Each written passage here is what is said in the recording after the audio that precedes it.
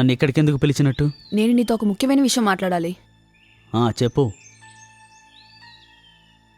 I think I'm pregnant. దానికేంటి ఇప్పుడు? పెళ్ళైన వాళ్ళు ప్రెగ్నెంట్ అవుతూనే ఉంటారు, అది నార్మలే. ఇది నార్మల్ కాదు. ఐ థింక్ ఇది మన బిడ్డ. ఇది మన బిడ్డే. ఏ ఆగాగు ఒక్క నిమిషం. నువ్వేమంటున్నావు? ఆ బిడ్డ మన ఇద్దరి బిడ్డ అనా? అవును, ఇది మన బిడ్డే. షిట్. సరే ఓకే, మనం ఒక పని చేద్దాం. రేపు ఒక క్లినిక్ తీసుకువెళ్తాను, అక్కడ అబార్షన్ చేయించుకో, సరేనా? నీకేమైనా బుద్ధి పోయిందా ఏంటి? నువ్వు మన బిడ్డని చంపాలనుకుంటున్నావా? అసలు నువ్వెలా ఇలా అది తప్ప మాట్లాడగలుగుతున్నావు? మనకి ఇంకేం దారుందని? అనురాగ్ తెలిసిందంటే మన ఇద్దరిని చంపేస్తాడు, అలాగే మన బిడ్డని కూడా.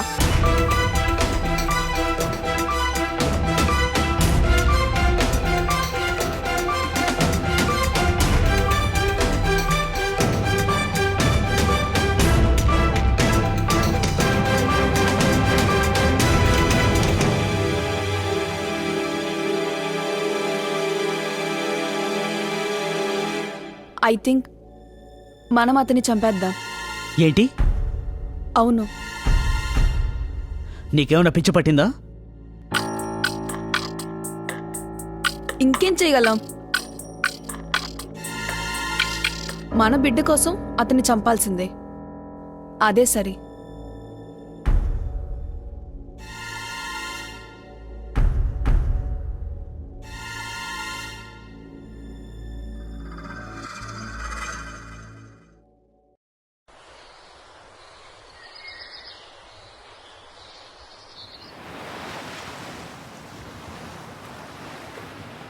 My dear baby, good morning. ఎక్కడున్నావు?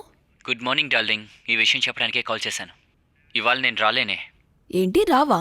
దానికేంటి అర్థం? అంటే రావాలనుకున్నాను, కాకపోతే ఆఫీస్లో చాలా పనులున్నాయి. బాస్ ఏమో 2 రోజులు ఇక్కడే ఉండి పనిచేయమని చెప్పేశారు.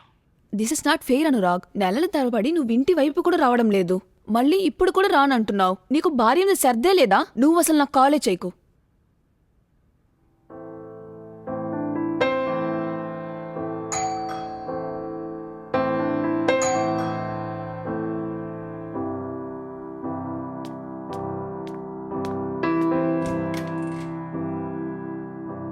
అనురాగ్, నువ్వా?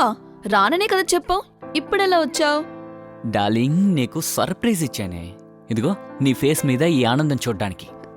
అలాగా? Naughty boy. సరే, లోపలికి రానిస్తావా, ఇక్కడే నిలబెడతావా? ఇది నీ ఇల్లే అనురాగ్, రా. అఫ్ కోర్స్ ఇది నా ఇల్లే.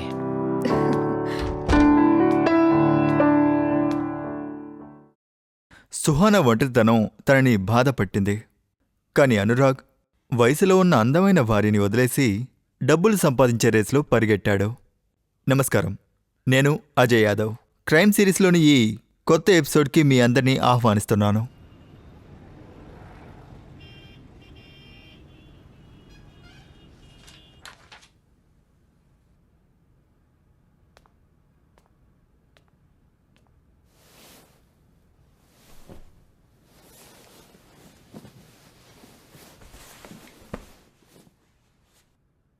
నేను నీతో ఒకటి చెప్పాలి.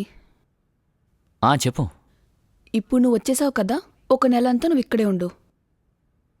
అది కాదే అనురాగ్, నేను ఎక్కడికి పోనివ్వను. నేను బాగా కష్టపడితే 15 రోజులు సెలవులు ఇచ్చారు నాకు. నువ్వెప్పుడు ఇలాగే చెప్తూ ఉంటావు. నా గురించి నువ్వెప్పుడూ ఆలోచించవు. నిజమేలే, నీ గురించి అస్సలు ఆలోచించను. ఎందుకంటే నేను మన ఇద్దరి గురించి ఆలోచిస్తాను. ఇవాళ నేను కష్టపడితే రేపు మన ఇద్దరి జీవితాలు బాగుంటాయి. రోజుకి నేనెలా లోన్లీగా ఫీల్ అవుతున్నాను నీకు తెలుసా? సరే డార్లింగ్, ఐఎమ్ సారీ. కానీ ఇక నుంచి నువ్వు లోన్లీగా ఫీల్ అవ్వాల్సిన అవసరం లేదు. అదెలాగా? రాధా అంటే తెలుసా నీకు? బెనారస్లో ఉంటారే. ఆవిడ కొడుకు రాబోతున్నాడు. ఇక్కడే ఉంటూ గవర్నమెంట్ ఎగ్జామ్కి ప్రిపేర్ అవబోతున్నాడు. వాడు నీకు కంపెనీ ఇస్తాడు. ఇప్పుడు ఈ బుక్స్ అంతా తీసి పక్కన పెట్టి ఇప్పుడు నాతో కొంచెం టైం స్పెండ్ చేయండి. Love you.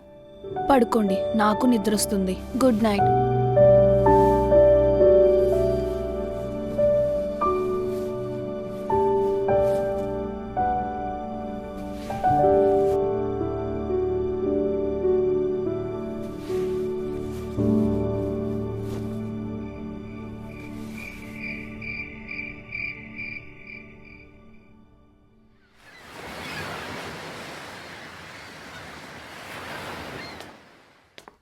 కూర్చో కూర్చో. చాలా బాగుందన్నయ్య. ఇల్లు చాలా చాలా బాగుంది. ఇవన్నీ మీ వదిన చేసిన పనేరా? ఇంకేంటి, అందరూ బాగున్నారా? అందరం బాగున్నాం. అవును, వదినెక్కడా? కిచెన్లో ఉంది, అదిగో వచ్చేసింది. ఇదిగోండి నీళ్ళు. నమస్కారం వదిన. నమస్కారం. ఇంకేంటి విషయాలు? అంతా మామూలే వదిన. రా కూర్చో. ఇంకా అత్తయ్య ఎలా ఉన్నారు? చాలా బాగున్నారు. మిమ్మల్ని అడిగినట్టు చెప్పమన్నారు. అలాగా? సరేరా తమ్ముడు, ఇక నుంచి ఇదే నీ ఇల్లు, తిను నీ వదిన. ఇక నుంచి మీరు మాత్రమే. నేనైతే ఇంట్లో ఉండను. మీ అన్నయ్యకి నా కోసం టైమే లేదు. ఎప్పుడు చూసినా వర్క్ వర్క్ వర్కే. నా మీద శ్రద్ధే లేదు. ఏంటన్నయ్య, వదినకి కోపం తెప్పిస్తున్నట్టున్నారు? ఏం ఉద్యోగం చేసుకోవద్దా? చెయ్యి, నా కోసం అప్పుడప్పుడు టైం స్పెండ్ చెయ్యి. Point noted madam. Let's see.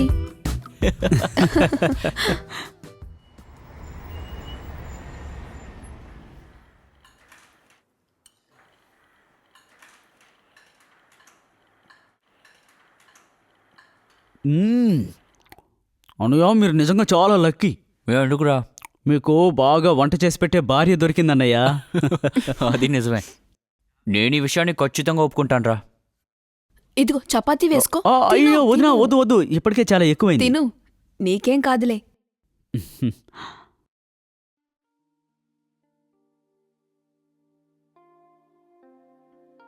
Suhana, ఈరోజు రాత్రి ఈ ఫ్లైట్లో నేను ఢిల్లీకి వెళ్ళాలి. మళ్ళీనా? నీకిద్దంతా ఎప్పట్లానే అలవాటైపోయింది. ఈ రోజే కదా నువ్వు వచ్చావు. అర్జెంట్ పనుందే, ఖచ్చితంగా వెళ్ళాలి. అరే అన్నయ్య, ఇప్పుడు ఏంటి నువ్వైనా ఆయనకు చెప్పు అర్జున్. అన్నయ్య, వెళ్ళకండి. ఈ రోజే కదా వచ్చారు. అది కాదురా కబీర్, అర్జెంట్ పనుంది కాబట్టే వెళ్తున్నాను, లేకపోతే ఇక్కడే ఉంటాను. కానీ ఏం చేస్తాం, వెళ్ళాలిగా. సుహానా, హే నిన్నే. వదిలేయండి. సరేలే, అయితే నువ్వు పని చెయ్యి. కబీర్ ఇప్పుడే కదా బనారస్కి వచ్చాడు. వాడు ఖచ్చితంగా ఈ ఊరిని చూసుండడు. వాడికి మన ఊరిని చూపించు, సరేనా? ఆ తర్వాత టైం ఇట్టే పాస్ అయిపోతుంది. సరే, మీరు చెప్పినట్టు చేస్తాను. గుడ్. తర్వాత కబీర్, వదన్నే చాలా జాగ్రత్తగా నువ్వే చూసుకోవాలి. తప్పకుండా అన్నయ్య, మీరేం కంగారు పడకండి. తను ఎప్పుడు నవ్వుతూ ఉండాలరా. అలాగే. కనీసం ఇప్పుడు నవ్వవే, నవ్వు.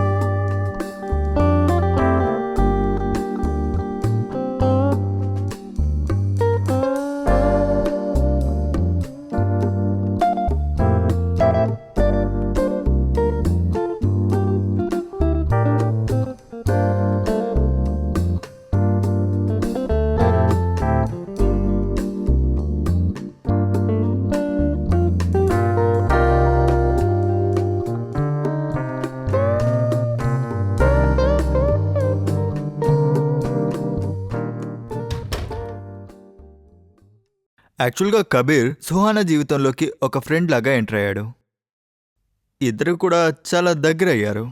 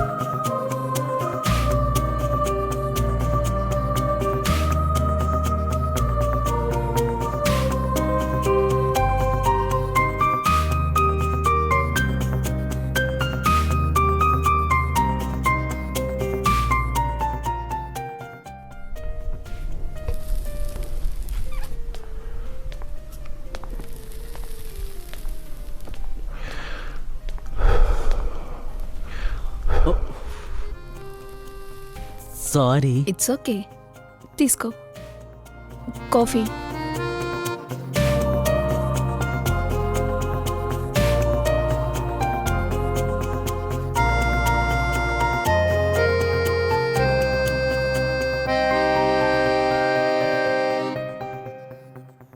కబీర్ ఇంకా సుహానా ఇద్దరు వయసులో ఉన్నవాళ్లే. ఇకపోతే ఇద్దరు ఏ తప్పునైతే చేయకూడదో ఆ తప్పుని వాళ్ళు చేశారు.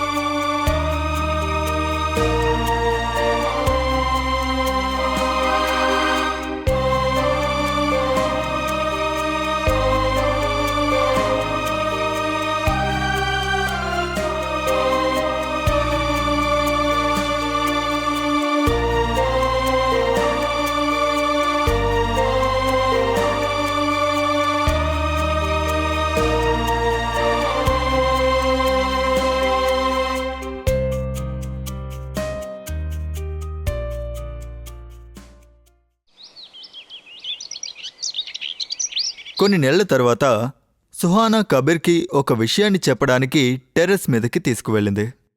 ఆ తర్వాత ఏం జరిగిందో చూద్దాం పదండి. నన్ను ఇక్కడికెందుకు పిలిచినట్టు? నేను నీతో ఒక ముఖ్యమైన విషయం మాట్లాడాలి. చెప్పు. I think I'm pregnant. దానికేంటి ఇప్పుడు? పెళ్ళైన వాళ్ళు ప్రెగ్నెంట్ అవుతూనే ఉంటారు, అది నార్మలే. ఇది నార్మల్ కాదు. ఐ థింక్ ఇది మన బిడ్డ. ఇది మన బిడ్డే. ఏ ఆగాగు ఒక్క నిమిషం. నువ్వేమంటున్నావు? ఆ బిడ్డ మన ఇద్దరి బిడ్డ అనా? అవును, ఇది మన బిడ్డే. షిట్. సరే ఓకే, మనం ఒక పని చేద్దాం. రేపు ఒక క్లినిక్ తీసుకువెళ్తాను, అక్కడ అబార్షన్ చేయించుకో, సరేనా? నీకేమైనా బుద్ధి పోయిందా ఏంటి? నువ్వు మన బిడ్డని చంపాలనుకుంటున్నావా? అసలు నువ్వెలా ఇలా అది తప్ప మాట్లాడగలుగుతున్నావు? మనకి ఇంకేం దారుందని? అనురాగ్ తెలిసిందంటే మన ఇద్దరిని చంపేస్తాడు, అలాగే మన బిడ్డని కూడా.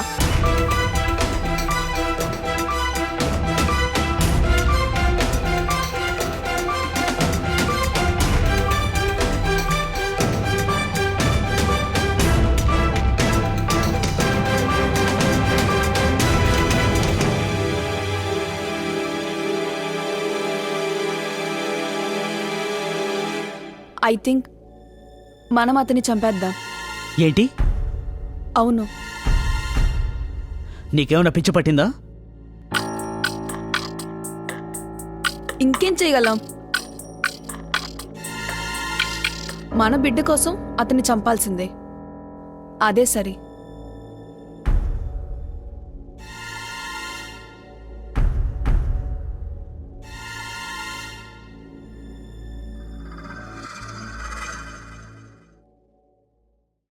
అనురాగ్కి ఇద్దరి గురించి ఈ విషయం తెలిసిన తర్వాత మనసు విరిగిపోయింది. ఒకరోజు రాత్రి ఎవ్వరూ ఊహించినటువంటి ఒక విషయం జరిగింది.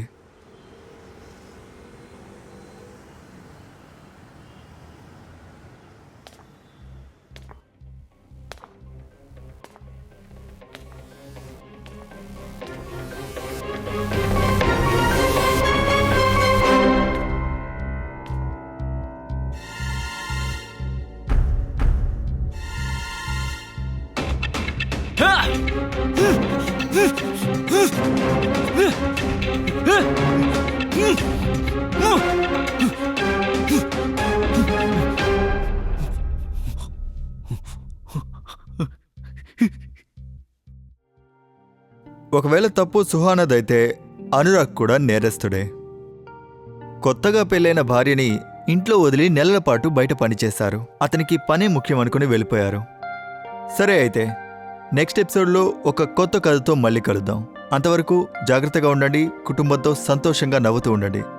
జై హింద్.